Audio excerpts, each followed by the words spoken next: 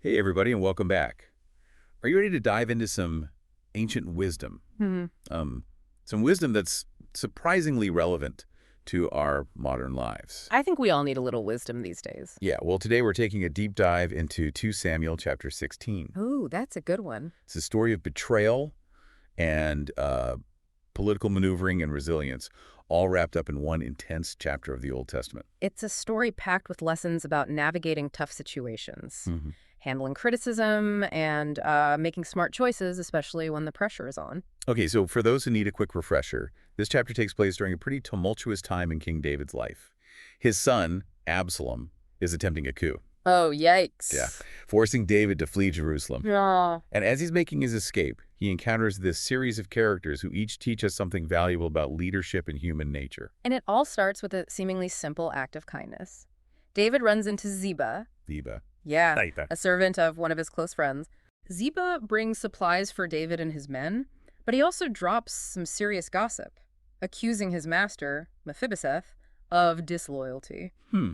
Sounds like Ziba might be trying to score some points with the king, right? Maybe, yeah. Taking advantage of the chaos to maybe gain some power or influence for himself. It's definitely a possibility. And that's where the first lesson comes in. Ziba's actions remind us to be discerning about the information we receive, especially in times of crisis. People might have hidden agendas.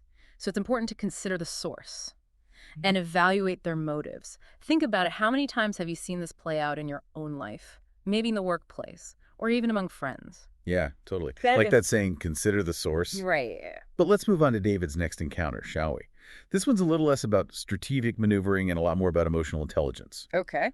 So David then encounters Shimei, who's not exactly a fan. Uh-oh. In fact, Shimei starts hurling insults and stones at David, blaming him for the downfall of King Saul. Talk about adding insult to injury, right? Oh, wow. Yeah. It's brutal. I mean, David is already dealing with a rebellion from his own son. And now he's got this guy publicly shaming him. How does he handle it? Well, David's response is what makes this encounter so remarkable. He forbids his men from retaliating against Shimei. He even suggests that perhaps God is using this difficult experience to teach him something. It's pretty amazing. What's fascinating here is David's restraint and his willingness to look for a deeper meaning in the midst of suffering. Yeah. It's a powerful reminder that we always have a choice in how we respond to negativity. We can react defensively, or we can choose to see it as an opportunity for growth. That takes some serious self-awareness to be able to step back from that kind of emotional intensity Mm. and ask, what can I learn from this? It makes you wonder how we can apply that kind of thinking to our own lives when we face criticism. Yeah, it's a really good question. David's example teaches us the importance of pausing and reflecting and choosing our response, rather than just reacting impulsively. But while David is dealing with these very personal challenges, his son, Absalom, is back in Jerusalem, Oh. making some critical decisions about how to solidify his newfound power. And this is where we see the dangers of surrounding yourself with yes men. Right.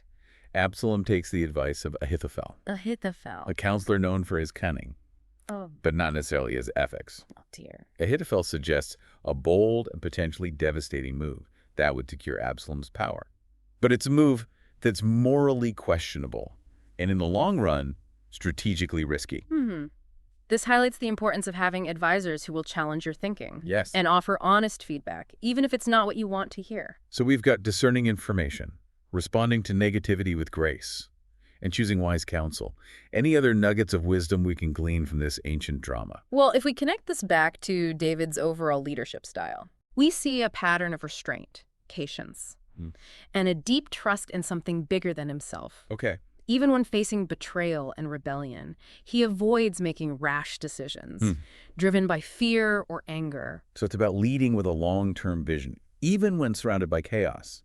That's a pretty powerful message for anyone in a leadership position, whether you're managing a team at work, a family, or simply navigating your own life. Absolutely. And the beauty of these stories is that they offer timeless insights Yeah. into human behavior and decision-making. They provide us with frameworks for thinking about ethical dilemmas, responding to adversity, and making choices that align with our values even when the pressure is on. It's almost like having a wise mentor from the past whispering guidance in our ears. But how do we actually apply this wisdom to our own lives? I mean, things are a lot different now than they were back in King David's time. That's true. But the core challenges of leadership, decision-making, Mm-hmm. and navigating difficult situations are remarkably consistent throughout history. So you're saying that even though the world has changed, human nature hasn't really changed all that much. Exactly. We still face the same temptations to make impulsive choices, to surround ourselves with people who tell us what we want to hear, and to react defensively when we're criticized. The key is to recognize these patterns and to consciously choose a different path. So it's not just about leading others, it's about leading ourselves, making wise choices, even when it's hard. Exactly, yeah. It's about cultivating that inner compass that guides us towards what's right, even when it's not easy or popular. And, this brings us back to David's remarkable ability to find meaning even in the midst of suffering. He doesn't just endure Shimei's attacks, he actually sees them as a potential opportunity for growth.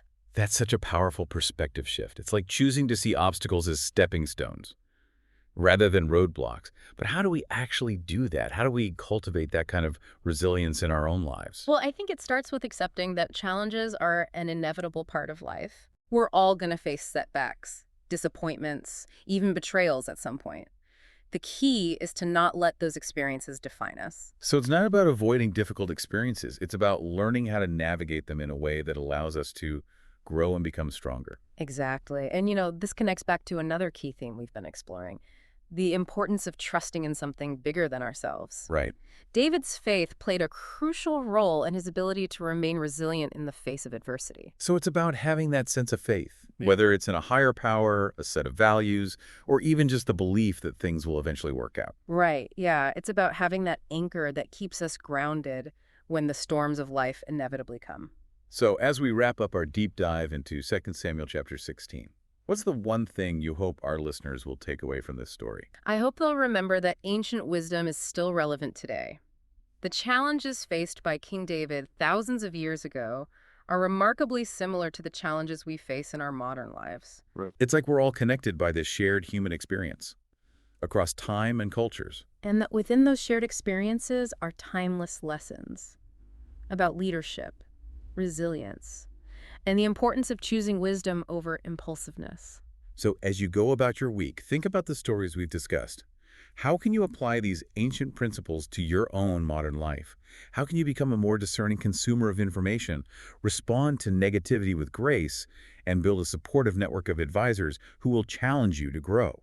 Remember that every challenge is an opportunity to practice these principles and become a wiser, more resilient, and more effective leader in your own life. That's great advice. Until next time, keep exploring, keep learning, and keep diving deep into the wisdom that's all around us.